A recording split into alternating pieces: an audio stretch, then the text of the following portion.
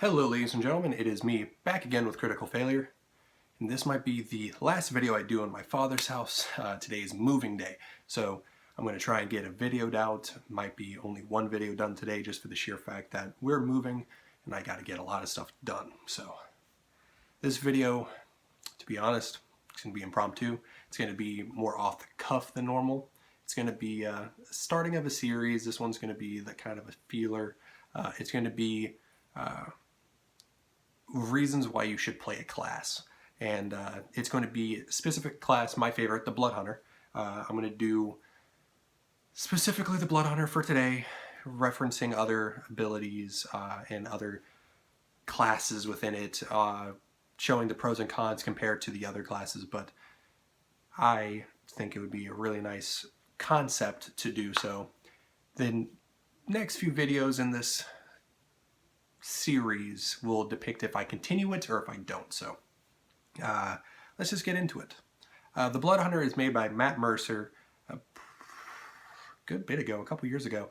It started off with just the Order of the Ghostslayer, Order of the Mutant, and Order of the Profane Soul that I know of. Eventually the Order of the Lycanthrope came in, and there was a vampire one that was kind of made by fans. I'm not 100% sure. My friend played it. I didn't. It was Ed who played it. My favorite classes are the Ghostslayer and Order of the Lycanthrope. I really like Order of the Lycanthrope. So far, Order of the Mutant's kind of cool, and then Profane Soul I just don't mess with whatsoever. I've tried playing it once, didn't like it, kind of stayed away from it since then, but these are going to be the reasons why you should play the Bloodhunter. The Bloodhunter has a unique ability that is not seen, to what I know, in other characters. It has the ability to use its own vitality to increase its weapon damage die using it as a elemental damage. It gives fire, ice, and lightning, I think. So it's right of the flame, or right of the cold, or right of the ice. I don't remember their names directly, but it's giving those three, if I'm correct, immediately off the bat that you can select one of at level 1. And you get one blood curse, which is another unique feature only given to the Bloodhunter, which these blood curses are abilities that you use that you can, there's half powered, which is standard power, and then there's amplified, which is using your own vitality to use. Back in the day, the blood curses used to be more numerous. There was Rite of the Ruin, which is my favorite blood curse, which gave acid damage, even though it's not necessarily apparently in lore friendly, even though I see it as being lore friendly. I loved it, and it's for some reason not in it anymore, but that's one thing that's going for it. You got a unique setup in Hemomancy. I had to think of the last part of it. In Hemomancy, that you don't get to see in other classes. It wasn't until the Blood Domain for the Cleric and the Blood Mage for the Wizard, I believe, really came out for other things to come up. I haven't seen it anyways in terms of 5th edition D&D in my 3 years of playing. I also haven't really done a lot of research. It was a Bloodhunter that I fixated on from the get-go. The reason why you should play is because if you play older editions of the Bloodhunter, you used to be able to get up to either a D12 or a D20 in terms of damage for your Crimson Rite. Your Crimson Rite is the things that I said a couple minutes ago, dealing with the fire, ice, and lightning.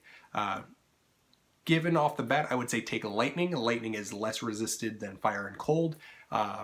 It's probably one of the more better ones because right off the bat, your DM might be throwing fire and cold related resisted demons, devils, or such things right off the bat at you, since you do have the ability to attack them and do a little bit more damage to said creatures. Now, it starts off at a D4, so it's not really that big, and you have to use I think it's your character level now in terms of damage against yourself. I'm not 100% sure anymore. I haven't read it as of recently. I think it's your character level. It used to be your damage die that you use is what you use against yourself, and eventually it's the same thing for your your blood curses. Blood curses to amplify, which is basically to do the full benefit, is your damage die. And eventually at level 20, it used to be you don't use your damage die anymore. You can just simply amplify. That was really cool, and they took that away sadly. But here are some reasons that you should definitely play it. The Bloodhunter is a unique hemomancy related class to where you don't see it in a lot of other lights. Like, they're usually very ominous, dark to themselves, because hemomancy is not something that is out there. Like, it's definitely like necromancy, to where you don't usually see it out in the open because it is shunned.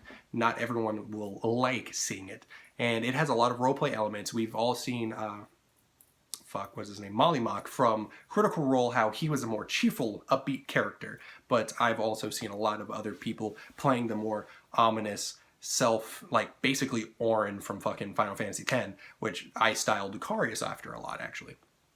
And that's a really cool thing. Just besides roleplay elements, it has a lot of DPR that you can use, so it's definitely not a tanky thing, but you have a lot of abilities, either being DPR for high damage per round, or you can do controlling / support if you go see the 4 Rules of Combat from DM Shower Thoughts. He's going to talk about that in a really good video. But you can do control fairly well with some of the blood curses, support really well with some of the blood curses. If you take Order of the Profane Soul, which is basically Warlock, you get some really cool spells out of it.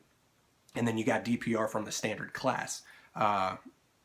Now, if you mix in with the some of my older videos just a couple days ago, the homebrew ideas, one of the rules that I do for a variant rule is being able to pick from any spell list. So if you end up playing Order of the Profane Soul and you get some spells that you can just choose, pick from any spell list if your DM allows. It's going to be very beneficial to you.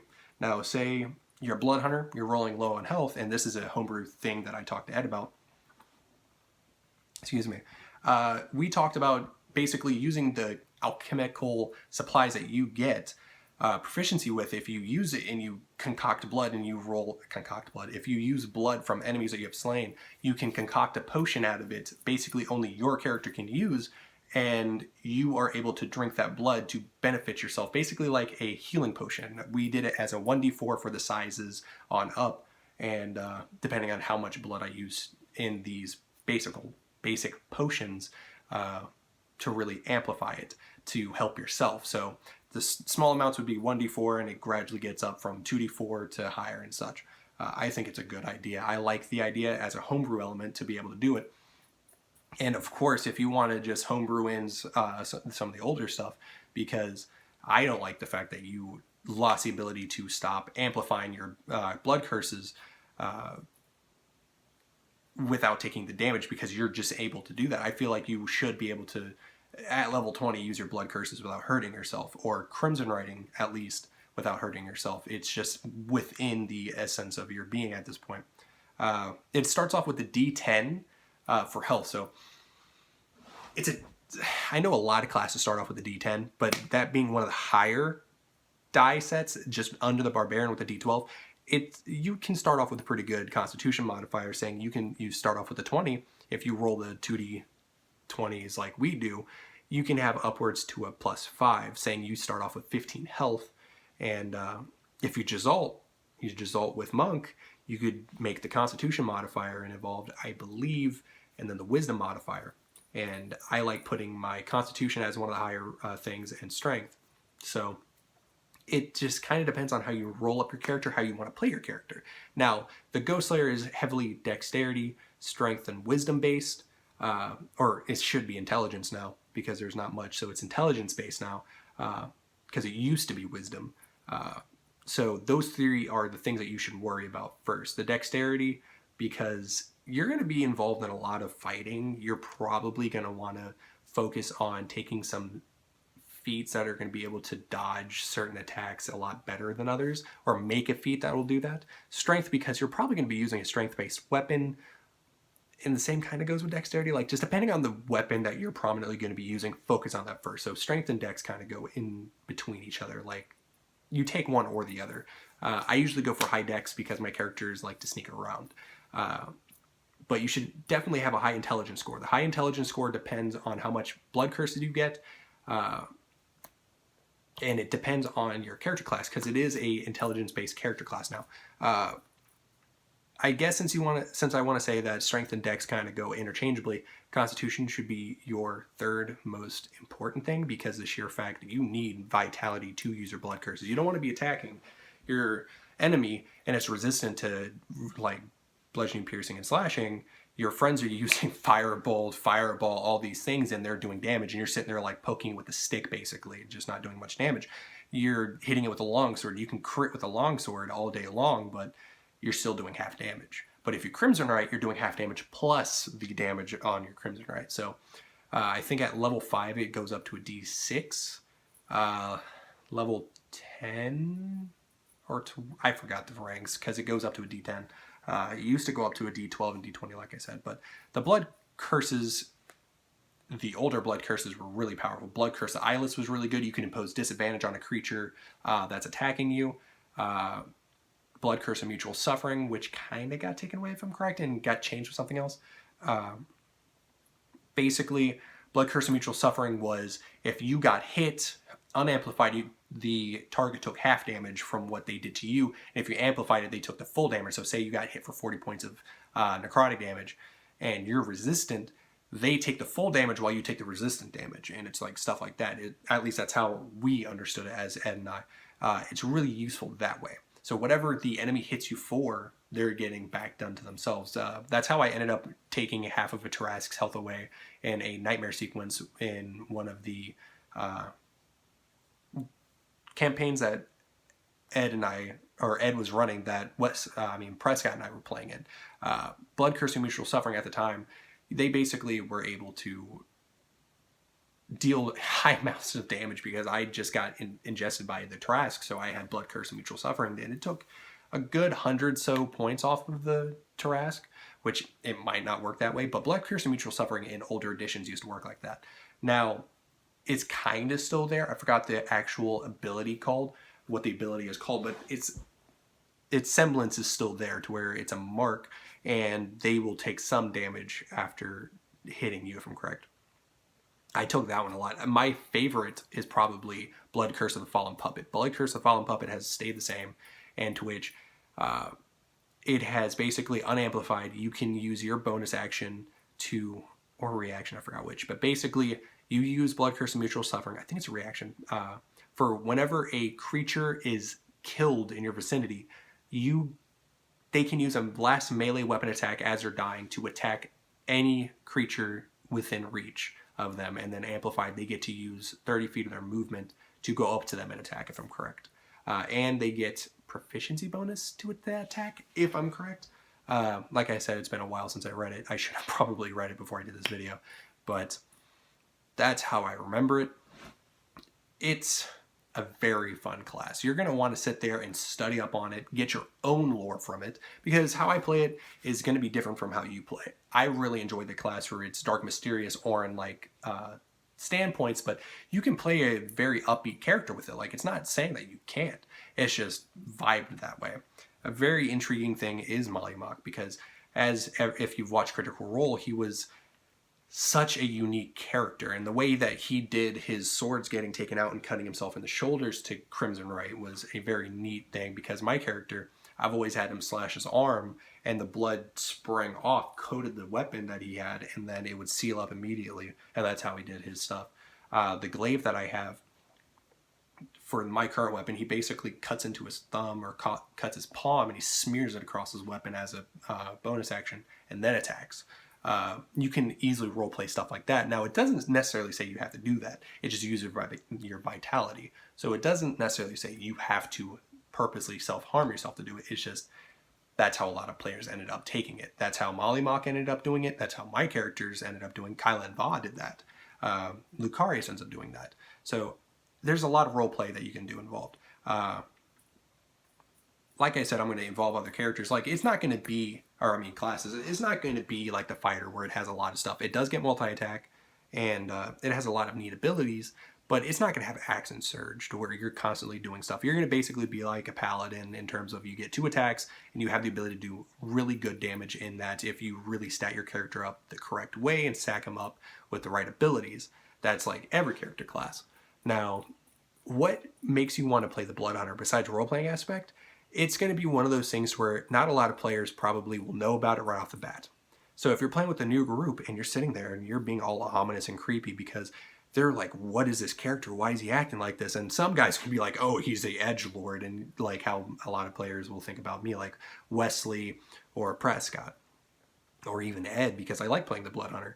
And they're going to be like, ah, oh, don't worry about him. And then, you know, you go into a fight sequence, you've been quiet up until now, and they just see you cut yourself or use this cool ability, and then your fire erupts from your weapon in a really beautiful display, blood spraying off of it and draining down the weapon. And it'd be really fucking cool that way, I think, anyways. So kind of take what you will from that. I just see a lot of roleplay benefits to it. I like role playing as a Bloodhunter because you can definitely do a lot with the actual faction that you go through, because each archetype is, or subclass is, a faction of the Bloodhunters. So the Ghost Slayers, that's the biggest group. That's how everything works. That's the prominent organization within the Bloodhunters. There's a Profane Soul.